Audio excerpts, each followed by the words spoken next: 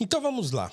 Eu dei uma organizada aqui na conversa, vou até usar meu celular aqui para eu me guiar, para a gente não se perder. A primeira coisa que eu queria levantar aqui com vocês é assim: primeiro, por que a luta antirracista de alguns anos para cá vem se incomodando muito com termos? É óbvio que essa conversa não é nova. Se você for lá, por exemplo, na autobiografia do Malcolm X, não sei se você que me assiste já leu, mas é uma obra hoje esgotadíssima. Eu não tenho nenhuma ideia do porquê essa obra não foi republicada. Tem já uma biografia do Malcolm X publicada aqui em português, uma muito famosa e talvez a última e mais volumosa do Minnie Marable, Uma Vida de Reinvenções, se eu não me engano, Malcolm X, Uma Vida de Reinvenções. Mas tem a sua autobiografia, que é arquiconhecida mundialmente, uma obra muito pungente, assim, né? É um soco na boca do estômago, a autobiografia do Malcolm X, mas é uma autobiografia também que tem muito conteúdo histórico, tem muito conteúdo das crenças, daquilo que ele acreditava enquanto era membro da nação do Islã, quando ele rompe com a nação do Islã. Então, quer dizer, é uma autobiografia, na verdade, que ela é contada para o escritor Alex Haley, que escreveu Raízes, ou Negras Raízes, como saiu aqui em português, que é também um livro maravilhoso. Então, o Malcolm sentou com o Alex Haley e foi narrando a ele a sua vida, e aí ele foi escrevendo. Então, é uma autobiografia que não é ele mesmo que escreve, né? Então, mas está escrito como ditada ou como contada ao Alex Haley. Então, lá na autobiografia do Malcolm, já existe uma discussão a respeito da palavra negro em inglês, que é a palavra que eles não falam lá, né, que é nigger, que é N-word lá nos Estados Unidos. Então ele já fala lá, porque ele se depara com essa palavra no dicionário e ele vê que essa palavra tem uma conotação absolutamente negativa, né? Tudo que é negro dentro do dicionário se refere a coisas negativas. E aí ele vai perguntar lá pro pastor que faz uns cultos lá dentro da cadeia. Isso aí é quando ele já tá preso, né? Porque ele era um bandidinho lá que ficava roubando pra lá e pra cá, e uma hora ele é preso. E aí quando ele tá na cadeia é quando ele se converte ao Islã e ele começa a estudar. Começa a ler dicionário, começa a ler tudo que vem à frente dele, né? Tudo que lhe cai à mão. E ele lendo o dicionário, quando ele chega na palavra negro, ele descobre que essa palavra tem uma conotação absolutamente negativa. Aqui no Brasil, isso também acontece, né? Então, esse questionamento ele já faz lá, né? Por que essa palavra tem essa conotação negativa, né? Aqui no Brasil também se discute isso. A gente vai falar dessa palavra daqui um pouquinho. Então, quer dizer, discutir termos não é uma coisa nova, né? Mas por que nos últimos anos isso vem se tornando uma coisa cada vez mais frequente? Então a gente vê com muita frequência a militância antirracista falando só uma hora é uma palavra, outra hora é outra palavra. Eu escolhi algumas palavras aqui para a gente falar, não todas, mas algumas que eu acho mais curiosas e controversas para trazer aqui para a gente conversar. Mas eu não queria ser excessivamente didático, inclusive, né? Então ficar falando da etimologia, de onde vem e tal. Inclusive eu tenho um vídeo no meu canal no YouTube, no meu canal aqui mesmo, em que eu falo sobre a palavra negro. É um vídeo longo em que eu explico a etimologia e tal. Então eu não vou ficar me atendo a isso aqui, mas eu queria apelar ao seu bom senso em relação a esses termos, né? Então, mas voltando, por que de repente, toda hora surge uma palavra nova, toda hora surge um termo novo, toda hora uma pessoa fala em alguma entrevista, em algum programa de televisão que participa, a palavra tal não pode usar, sabia que a palavra tal é uma palavra que tem origem racista e tal, e aí elas vão levantando a etimologia ou, né, a suposta etimologia de alguns termos e colocando em xeque determinadas palavras, e aí vai criando um índex de palavras que a gente não pode mais falar, ou que, né, não querem mais que a gente fale essas palavras. Então, por que isso é assim?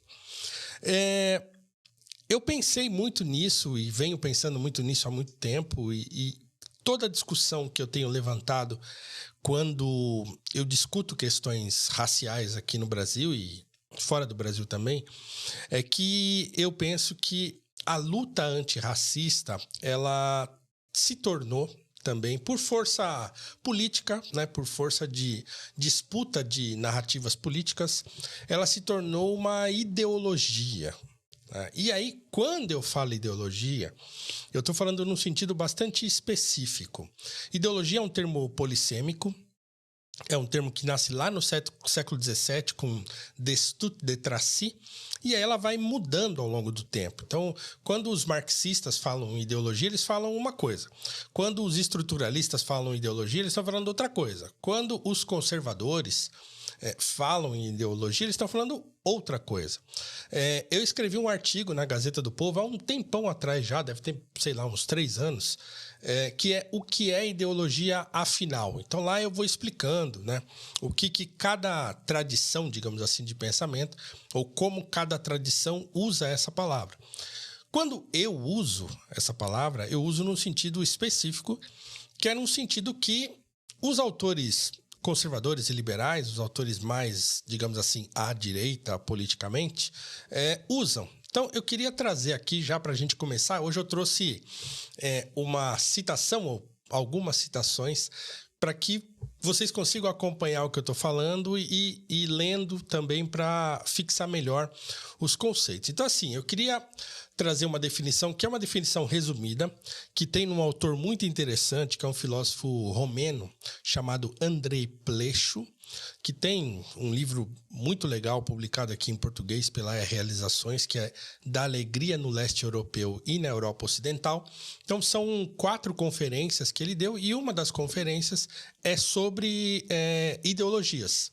E aí ele tem uma definição que é resumida, mas que eu acho que dá a ideia do que eu estou falando quando eu estou falando de ideologia. Porque uma vez, quando eu lancei ou relancei o meu primeiro curso, e eu falei que eu queria tratar da questão racial de maneira mais histórica e menos ideológica, muita gente apareceu falando, mas tudo é ideologia. Como assim? A sua maneira não é ideológica? Toda maneira é ideológica, porque, claro, os marxistas acreditam que tudo é ideologia. Mas não, né? Eu estou pensando em ideologia num sentido específico. Então, a definição que o Plecho dá, ela serve para a gente, quando eu estiver falando com vocês nesse programa ou em qualquer outro, sempre que me virem falando em ideologia, eu estou falando nesse sentido. Então, eu queria pedir para o nosso amigo aqui, Gabriel, colocar a palavra aí na tela e a definição para a gente ler junto o que significa ideologia, segundo a definição de Andrei Plecho. E aí, tá na mão aí? Olha só, eu vou ler aqui no meu celular, porque aqui fica mais perto de mim e melhor para eu ler. Deixa eu só abrir aqui, só um minutinho. Aqui. Vamos lá. Então, olha só o que significa ideologia segundo o Andrei Plecho. Abre aspas. As ideologias são construções rápidas de ideias, surgidas de um interesse privado ou de grupo, tendo como escopo a modificação da mentalidade pública das instituições da vida social. O ponto de partida delas não é a realidade propriamente dita, mas o interesse de classe ou de categoria social, que pode ser raça, pode ser gênero, etc. e tal, né? Em consequência, o ideólogo não quer entender o mundo, ele quer modificá-lo de um modo que coincida com seus princípios e escopos. É, portanto, uma natureza mais utópica e ególatra, né? Relacionada ao ego da pessoa ou do grupo. Ele se crê chamado a decidir acerca do modo ótimo de organização do mundo e crê que o seu modo de entender a felicidade aplica-se a toda a humanidade. Fecha aspas. Então, se você não tem esse livro, vai atrás, porque é um livro muito interessante, é um livro fininho e que tem 4 palestras do Plecho que são muito interessantes. Então, vamos lá.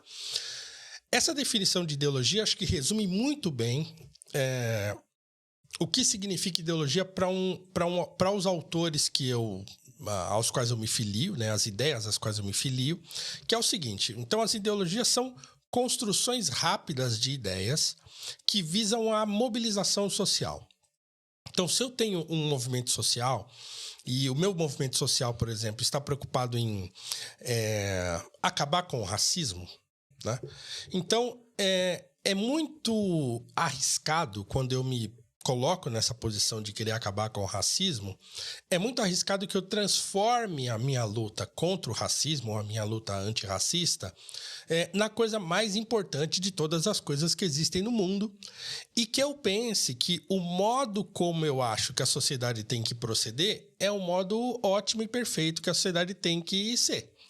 Então eu vou lutar, eu e meu grupo, se for o caso, para que a sociedade se molde à minha maneira de ver o mundo. Então, o que um ideólogo faz? Ele olha a realidade, ele faz um recorte da realidade para o caso que ele, ou para o problema que ele quer atacar, e ele maximiza isso e faz desse problema todo o problema da sociedade. Então, quer dizer, para alguém que está na luta antirracista e que transformou a luta antirracista numa ideologia, para ele, o pior problema do Brasil é o racismo. O Brasil é o país mais racista do mundo, e assim por diante. Essas hipérboles, cabem bem à construção ideológica, de uma luta. E aí, quando se faz isso, o que acontece? Eu transformo o racismo no pior problema do mundo, e aí eu penso como o mundo deveria ser, ou como a sociedade brasileira deveria ser, sem racismo, e aí eu vou forçar a sociedade a se moldar àquilo que eu penso ser o modo ótimo, como diz o Pleixo, de viver da sociedade. Então, isso é uma ideologia no sentido que eu estou trazendo aqui. Então, quando eu falo que a luta antirracista se transformou numa ideologia, é exatamente por isso. Porque muita gente considera o racismo o pior problema do Brasil. Ele é um problema grave? Ele é gravíssimo? Mas eu não sei se ele é o pior problema da sociedade, e eu também não sei, outra hora a gente pode esticar essa conversa, mas eu não sei o quão pior ele é em relação às outras coisas, ou se existe uma relação de causalidade, por exemplo, entre a situação das pessoas negras no Brasil, sei lá, a desigualdade, a pobreza e o racismo. Então, quer dizer, se é uma correlação ou se é uma relação de causalidade. Essa é uma outra discussão que a gente pode fazer depois.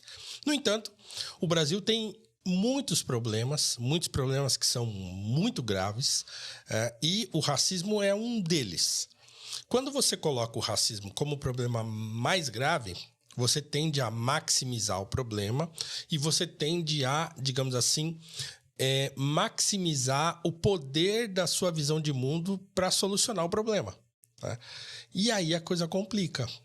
Então, quando a gente começa a criminalizar palavras, isso tem uma origem também, que é a origem da ideologia controlar a linguagem. Porque as ideologias fazem isso. Se você se lembrar bem, ou se não lembrar porque não leu, eu recomendo que leia, o 1984, do George Orwell. Isso está bem descrito lá, em forma romanceada, como é que uma ideologia funciona. Então, o Grande Irmão, o partido lá do Grande Irmão, ele controla a linguagem. Tanto é que ele cria a nova língua, ou nova fala nas traduções mais atuais. E o que é a nova fala ou a nova língua? É você controlar aquilo que as pessoas podem falar.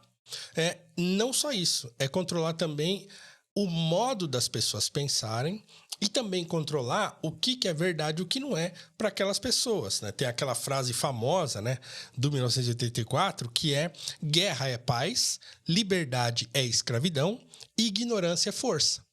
O que é isso? É você aplicar um conceito que tem um sentido específico a outro sentido, com vistas a controlar a linguagem, e quem controla a linguagem controla a sociedade.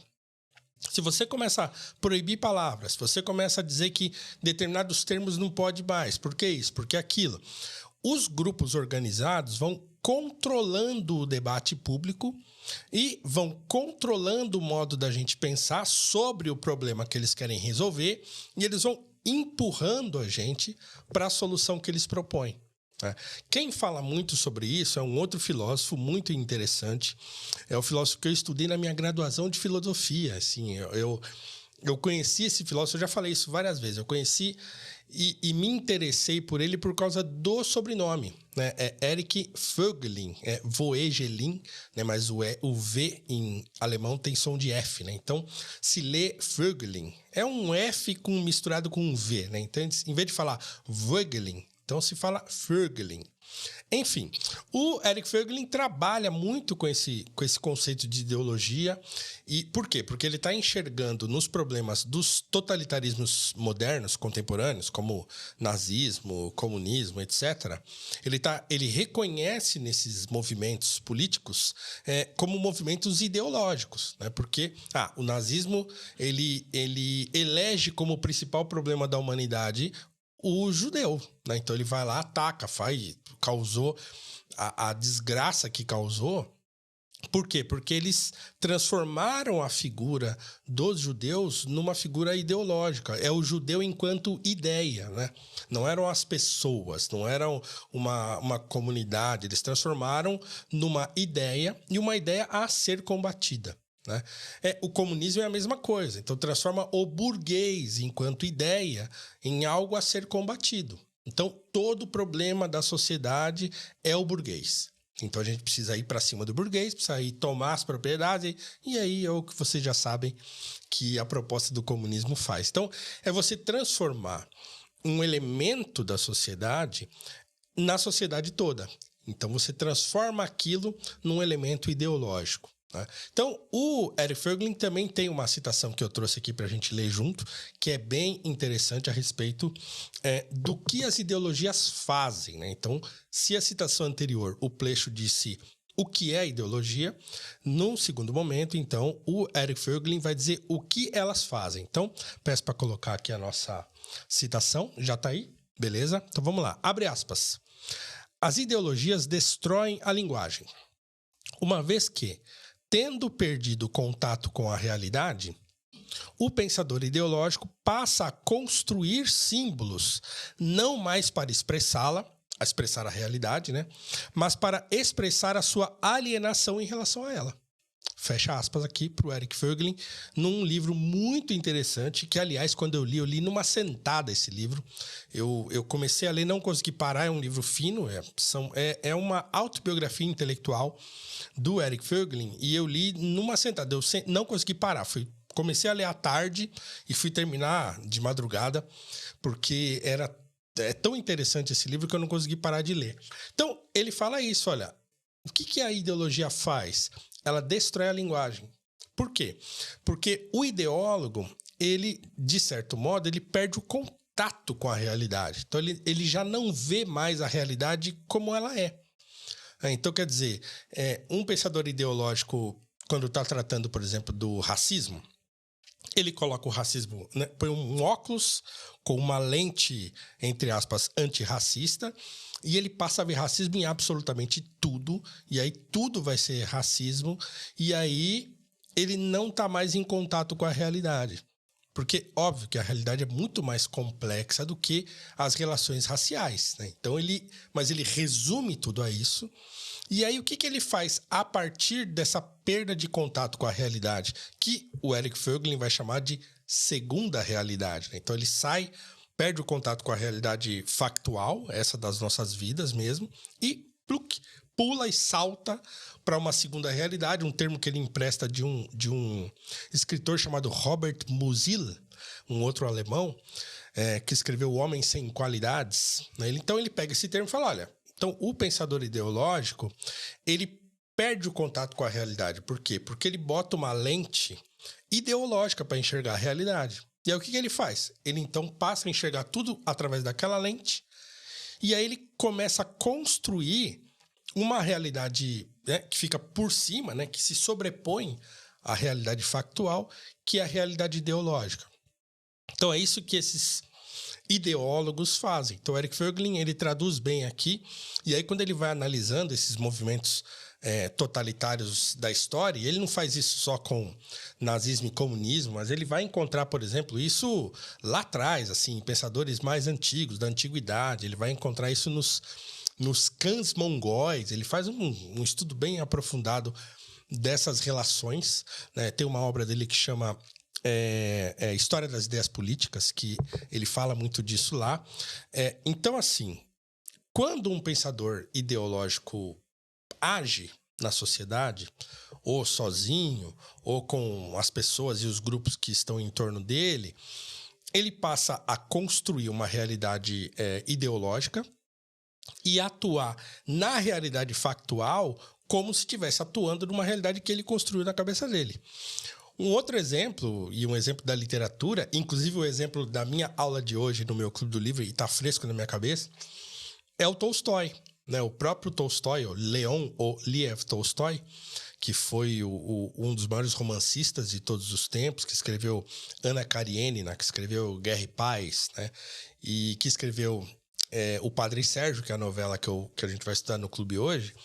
O Tolstói, ele também chega uma hora que ele começa a variar assim, na sua visão de mundo e começa a enxergar o mundo de forma ideológica. E assim, toda a teologia ou as ideias de reforma social que o Tolstói vai estabelecer para si e para o mundo, né, tem mais a ver com as construções imaginárias que ele está fazendo na cabeça dele do que com as coisas propriamente ditas, né? Então, o cristianismo de Tolstói é um cristianismo ideológico, né?